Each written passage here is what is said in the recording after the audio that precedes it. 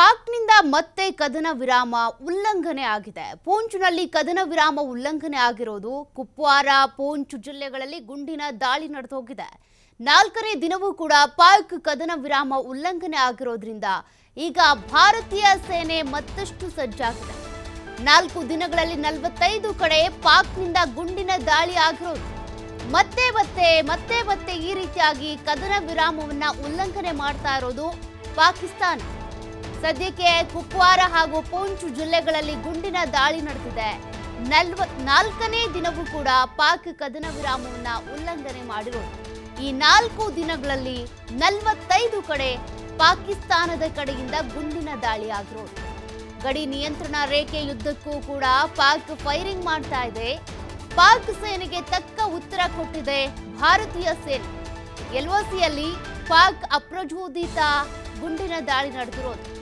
ಈ ರೀತಿಯಾಗಿ ಪದೇ ಗುಂಡಿನ ದಾಳಿ ಆಗ್ತಾ ಇದೆ.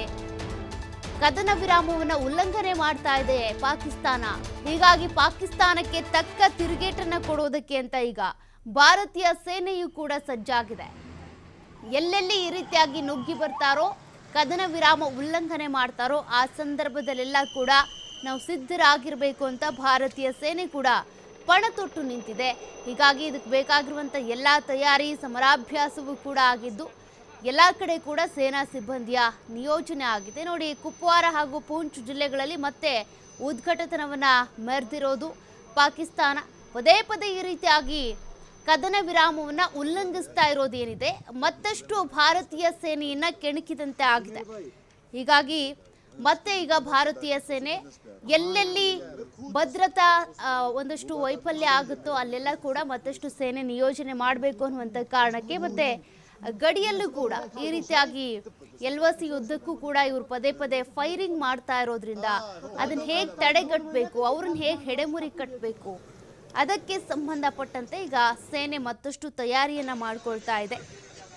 ಪೂಂಚ್ ಹಾಗೂ ಕುಪ್ವಾರ 2 ಜಿಲ್ಲೆಗಳಲ್ಲೂ ಕೂಡ ಈಗ ಮತ್ತಷ್ಟು ಗುಂಡಿನ ದಾಳಿ ಆಗಿರೋದು ಅದನ್ನ ನೀವು ಗಮನಿಸ್ತಾ ಇದ್ದೀರಾ. ಹೀಗಾಗಿ ಈಗ ಸದ್ಯಕ್ಕೆ ಮತ್ತಷ್ಟು ಭದ್ರತೆಯನ್ನ ಹೆಚ್ಚಿಸಲಾಗಿದೆ. ಪಾಕ್ ಯಾವಾಗ ಬೇಕಿದ್ರೂ ಈ ರೀತಿ ಕುತಂತ್ರಿ ಬುದ್ಧಿಯನ್ನ ತೋರಿಸಬಹುದು, ಹೇಳ್ದೆ ಕೇಳ್ದೆ ಬಂದು ಅಟ್ಯಾಕ್ ಮಾಡಬಹುದು ಅಂತ. ನೋಡಿ, ನಮ್ಮ ಸೈನಿಕರು ಯುದ್ಧ ಸಾರಿದ್ರೆ ಯುದ್ಧ ಮಾಡೋಣ ಅಂತ ಕಾಯ್ತಾ ಇದ್ದಾರೆ. ಬಟ್ ಇವ್ರು ಹಿಂಗಲ್ಲ, ಹೇಳ್ದೆ ಕೇಳ್ದೆ ನಿಯಮ ಉಲ್ಲಂಘನೆ ಮಾಡಿ, ಕದನ ವಿರಾಮ ಉಲ್ಲಂಘನೆ ಮಾಡಿ ಪದೇ ಬಂದು ಈ ರೀತಿ ಅಟ್ಯಾಕ್ಗಳನ್ನ ಮಾಡ್ತಾ ಇದ್ದಾರೆ. ಈ ಅಟ್ಯಾಕ್ಗಳಿಂದ ತಪ್ಪಿಸ್ಕೊಳ್ಬೇಕು ಅಂದ್ರೆ ಅಲ್ಲಿ ಅಷ್ಟೇ ಸೇನೆ ನಿಯೋಜನೆ ಆಗಬೇಕಿದೆ.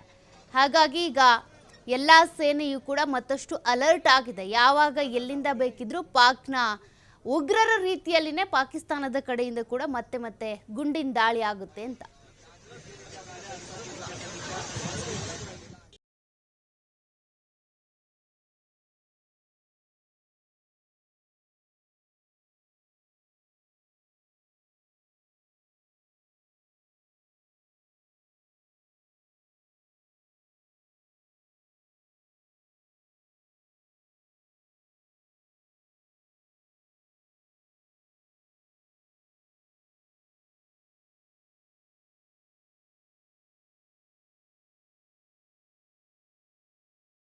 ಪಾಕ್ ಪ್ರಜೆಗಳಿಗೆ ನೀಡಿದ್ದಂಥ ಡೆಡ್ಲೈನ್ ನಿನ್ನೆಗೆ ಅಂತ್ಯ ಆಗಿದೆ.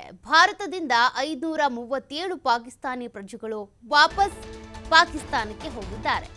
ಅಟ್ಟಾರಿ ಗಡಿ ಮೂಲಕ ವಾಪಸ್ ಆದಂಥ ಪಾಕ್ ಪ್ರಜೆಗಳು ನಿನ್ನೆಗೆ ಡೆಡ್ಲೈನ್ ಅನ್ನು ಕೊಡಲಾಗಿತ್ತು. 27ನೇ ತಾರೀಕು ಒಳಗಡೆ ಭಾರತದಲ್ಲಿರುವಂಥ ಎಲ್ಲ ಪಾಕಿಸ್ತಾನದ ಪ್ರಜೆಗಳು ಪಾಕಿಸ್ತಾನಕ್ಕೆ ವಾಪಸ್ ಹೋಗಬೇಕು ಅಂತ. ನಿನ್ನೆ ಅಟ್ಟಾರಿ ಗಡಿ ಮೂಲಕ ನಿನ್ನೆವರೆಗೂ ಕೂಡ ಅನೇಕರು ಪಾಕಿಸ್ತಾನಕ್ಕೆ ವಾಪಸ್ ಹೋಗಿರೋದು. 9 ರಾಜತಾಂತ್ರಿಕರು, ಅಧಿಕಾರಿಗಳು ಸೇರಿ 537 ಜನ ವಾಪಸ್ ಹೋಗಿದ್ದಾರೆ.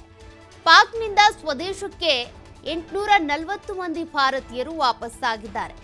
ಇಲ್ಲಿರುವಂಥ ಪಾಕಿಸ್ತಾನದ ಪ್ರಜೆಗಳು ವಾಪಸ್ ಪಾಕಿಸ್ತಾನಕ್ಕೆ ಹೋಗಬೇಕು. ಅದೇ ರೀತಿಯಾಗಿ ಭಾರತೀಯ ಪ್ರಜೆಗಳು ಏನು ಪಾಕಿಸ್ತಾನದಲ್ಲಿ ಬೇರೆ ಕೆಲಸಗಳನ್ನ ಮಾಡ್ತಾ ಇದ್ರಲ್ವಾ, ಅವರು ಕೂಡ ವಾಪಸ್ ಭಾರತಕ್ಕೆ ಬರಬೇಕು ಅಂತ ಗಡುವನ್ನು ಕೊಡಲಾಗಿತ್ತು. ಅದರಂತೆ ಈಗಾಗಲೇ ಪಾಕಿಸ್ತಾನಕ್ಕೆ ತೆರಳಿದ್ದಾರೆ. ಜೊತೆಗೆ ಪಾಕ್ನಿಂದ ನಮ್ಮ ಭಾರತಕ್ಕೆ 840 ಮಂದಿ ವಾಪಸ್ ಆಗಿದ್ದಾರೆ. ಒಟ್ಟು 14 ರೀತಿಯ ವೀಸಾಗಳಿರೋದು. ಅದರಲ್ಲಿ ಎಲ್ಲ ರೀತಿಯ ವೀಸಾಗಳಿಗೂ ಯಾರ್ಯಾರು ಹೊಂದಿದ್ದಾರೆ ಅವರೆಲ್ಲರಿಗೂ ಕೂಡ ಡೆಡ್ಲೈನ್ ಕೊಡಲಾಗಿತ್ತು. ಇನ್ನು ಚಿಕಿತ್ಸೆಗೆ ಅಂತ ಬಂದವರಿಗೆ 29ನೇ ತಾರೀಕು ಅಂದರೆ ನಾಳೆವರೆಗೂ ಕೂಡ ಟೈಮ್ ಇದೆ. ನಾಳೆ ಒಳಗಾಗಿ ಅವರು ಪಾಕಿಸ್ತಾನಕ್ಕೆ ತೆರಳಬೇಕಾಗುತ್ತೆ.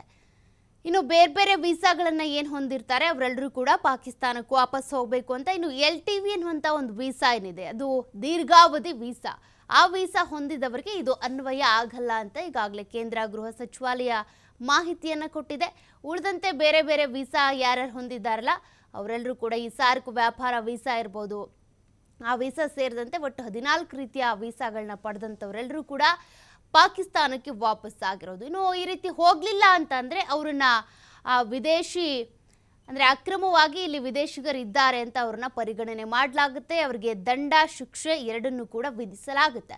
ಹಾಗಾಗಿನೇ ಆತಂಕ ಭಯದಲ್ಲಿನೇ ಎಲ್ಲರೂ ಕೂಡ ಊರು ಬಿಟ್ಟು ಅಂದರೆ ನಮ್ಮ ಭಾರತವನ್ನು ಬಿಟ್ಟು ತಮ್ಮ ಪಾಕಿಸ್ತಾನದ ಊರುಗಳಿಗೆ ತೆರಳಿದ್ದಾರೆ.